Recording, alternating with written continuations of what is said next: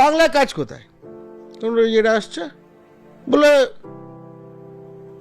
ওই তো মুটে মজুরের কাজ, মুখটা এরকম একটু বেঁকিয়ে বলবে, ওটা মুটে মজুরের কাজ। এই যে বড় বাজারে একটা 60 কিলো বস্তা ট্রাকে তোলা, এটা বাঙালি করবে? এর উত্তর টিপিক্যালি আপার কাস্ট ঘরের ছেলে যারা হিন্দু আপার কাস্ট ঘরের, এ আমার মতো, না না বাঙালি কি, বাঙালি সব করবে? বাঙালি তাস খেলবে, বিড়ি খাবে, এই টাইপের ডায়লগ দিয়ে ঠিক আছে বলা হবে। এটা যখন তেহট্টে যাচ্ছে, এটা যখন আরামবাগে যাচ্ছে, এটা যখন ধুলিয়ানে যাচ্ছে, নামাচ্ছে এটাকে 60 কিলোটা তো 60 কিলোই আছে।